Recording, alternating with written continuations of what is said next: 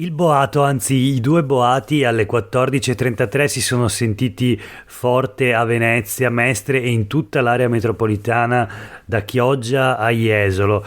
Si è trattato di due esplosioni, i due botti che si sentono quando viene superata la barriera del suono. Era un'esercitazione di un aereo, naturalmente un aereo militare che ha spaventato la costa veneta. Questo è Sveglia Veneto, il primo podcast dedicato all'informazione vista da nord-est. Io sono Jack Calcetto, oggi è martedì 22 marzo 2022. La prima notizia di oggi riguarda appunto l'esercitazione militare che si è svolta ieri nei cieli del Veneto, in particolare sul nord Adriatico.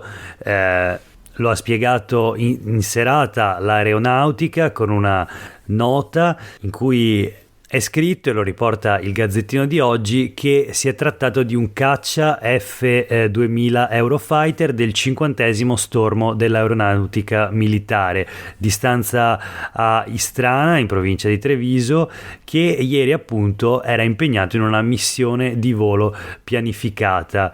Due boati quindi che si sono sentiti in conseguenza al superamento della barriera del suono durante questo volo a 14.000 metri d'altezza sul nord Adriatico, nel cielo sopra a Chioggia. Il volo, dice l'Aeronautica, regolarmente autorizzato, condotto nel rispetto delle regole in vigore, rientra tra le normali attività addestrative per il mantenimento della prontezza operativa dei reparti impegnati nella difesa dello spazio aereo nazionale. Attività addestrative che sono aumentate con l'escalation degli scenari bellici. Un'attività quindi che è avvenuta, secondo la nota dell'Aeronautica, alla quota e alle velocità previste in aree appositamente create per l'effettuazione di voli supersonici e manovre addestrative, ma sui social naturalmente sono state tantissime le richieste di chiarimenti, i commenti, i post, le condivisioni anche da parte dei quotidiani online locali, e l'episodio è stato tra i trend topic degli argomenti della giornata. Naturalmente tutti sono molto preoccupati per l'aggressione in corso in Ucraina da parte dell'esercito russo e per tutto ciò che ne consegue. Quindi il titolo: due esplosioni dall'aereo spaventano la costa veneta. Ma noi voltiamo pagina e passiamo purtroppo a una brutta notizia. Parliamo di lavoro, parliamo di sicurezza sul lavoro, sicurezza che non c'è. Ieri ancora 2 infortuni sul lavoro in Veneto, di questi uno mortale. Ieri mattina un operaio 25enne di Battaglia Terme nel Padovano è stato trasportato d'urgenza con l'elisoccorso all'ospedale cittadino dopo essere rimasto gravemente ustionato al viso e alle mani alla Claire, azienda di cosmetici di San Pietro. Quindi a Padova un operaio ustionato sul viso. A Marano invece si è verificato nel Vicentino si è verificato un infortunio mortale, trafitto da una lama ieri sera a Marano Vicentino, appunto. Un pensionato di 58 anni è morto, colpito e trafitto da questo pezzo di metallo mentre faceva un lavoro per sé nell'azienda di un familiare. Si allunga così quindi la drammatica scia di gravi infortuni sul lavoro che si stanno registrando in tutto il Veneto. Nella fabbrica di cosmetici nel Padovano, tra l'altro, dove l'operaio 25enne è rimasto ustionato, altri 2 lavoratori intossicati. La notizia sulle pagine del Corriere del Veneto. Invece sul Mattino di Padova l'intervista al segretario della Camera del Lavoro di Padova, Aldo Marturano: basta morti e feriti sul lavoro, servono controlli e formazione. La CGIL chiede quindi e afferma che la corsa alla ripresa economica non deve essere un alibi per precariato e superficialità, appunto, per quanto riguarda la sicurezza sul lavoro. Un'intervista in cui si parla appunto di Amos Tarassi, l'operaio 25enne che ieri è rimasto ferito nell'incendio appunto all'interno dell'azienda nel Padovano. Si ricorda anche Daniel Bianchi, 25enne, che è morto, rimasto folgorato per una scarica elettrica a Cartura. Nei giorni scorsi ne avevamo parlato in una puntata di Sveglia Veneto, e naturalmente vengono ricordati e ricordate tutte le vittime recenti di infortuni mortali sul lavoro nella nostra regione. Precariato e ritmi di lavoro troppo elevati, finalizzati ad accrescere i guadagni e tenendo i costi bassi, le due principali cause, secondo la CGIL, di questi continui infortuni, di queste falle nella sicurezza, che colpiscono soprattutto i giovani, perché spesso non hanno stabilità nel rapporto di lavoro. E quindi la prima domanda da farsi è se abbiano ricevuto un'adeguata formazione o se siano subito stati messi all'epoca. La questione non sono tanto le sanzioni ma i controlli, che dovrebbero essere di più, e Marturano della CGIL propone qualcosa anche di innovativo. Al netto dell'aumento dei controlli, quindi non per sanzionare ma per prevenire, la proposta è quella di una patente a punti per le aziende. Un'azienda che si dimostra virtuosa, che coltiva la cultura della sicurezza, va in qualche modo premiata. Se invece si rivela superficiale, va monitorata di più, naturalmente. Proseguiamo con un'altra notizia: la politica e l'economia, il tour del governo per presentare in giro per l'Italia il PNRR. Ieri la tappa veneziana. C'erano vari ministri, tra cui il ministro della pubblica amministrazione Renato Brunetta, ma anche il ministro dell'economia Daniele Franco. E proprio tra Daniele Franco e il presidente della giunta regionale del Veneto Luca Zaia c'è stato un botta e risposta che non è sfuggito ad alcuni dei quotidiani locali del Veneto. Il titolo del Gazzettino di oggi: Zaia chiede di rivedere il PNRR, quindi una richiesta piuttosto importante. Brunetta dice di sì, mentre Franco, titolare dell'economia, dice ni, non va ridiscusso tutto. Il presidente della giunta regionale del Veneto chiedeva appunto che, viste inflazione e guerra, serve un negoziato, addirittura un nuovo recovery, ma Franco, ministro dell'economia, ha frenato, dicendo che invece non si cambia l'accordo in modo unilaterale, piuttosto va valutata ogni singola linea di finanziamento.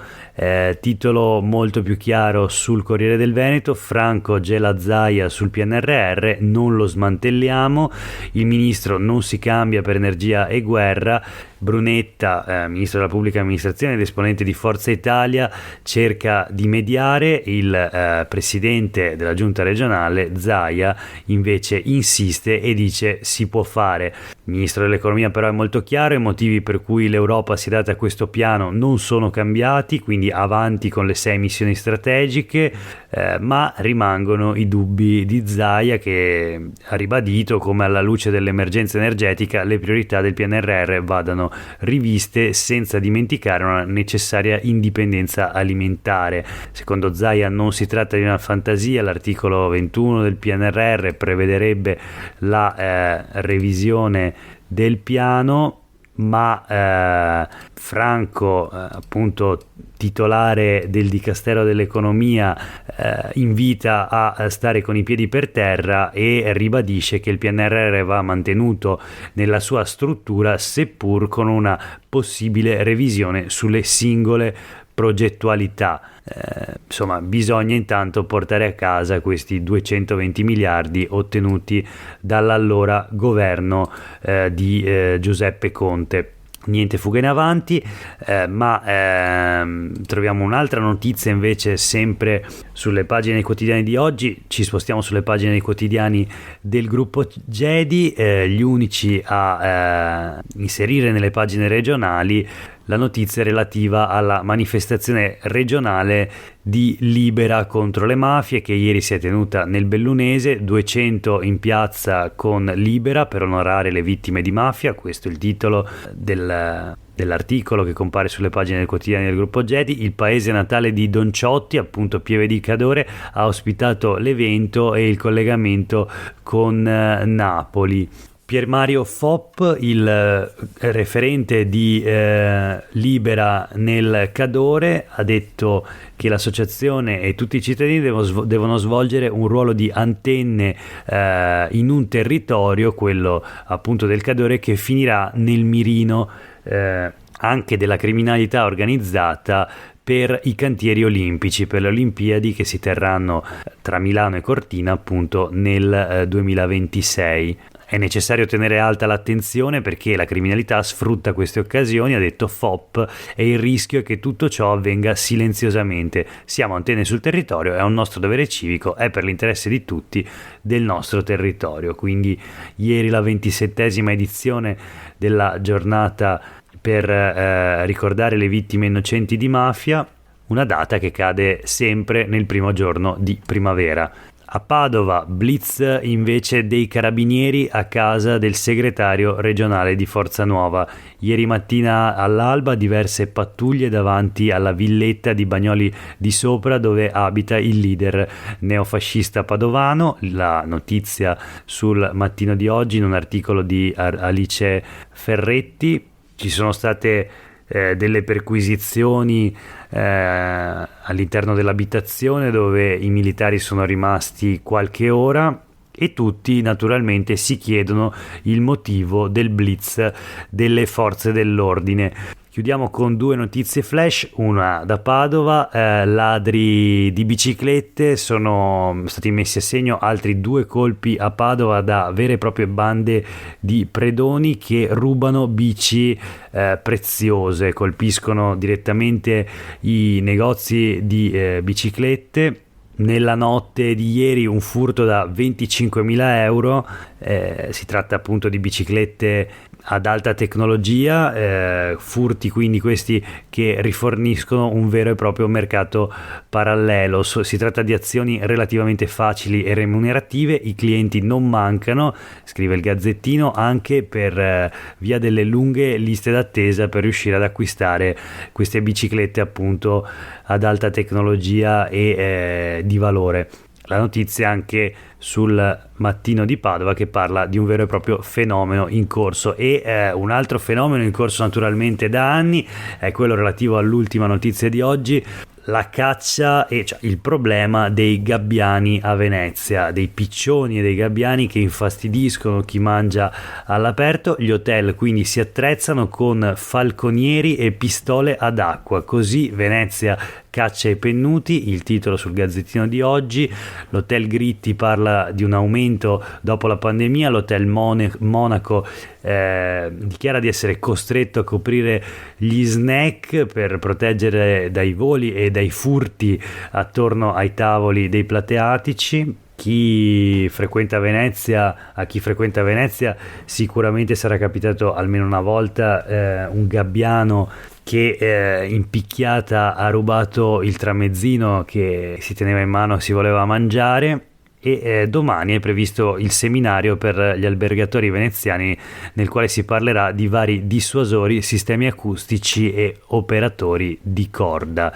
Per oggi è veramente tutto, grazie per aver ascoltato Sveglia Veneto, a tutte e tutti voi una buona giornata.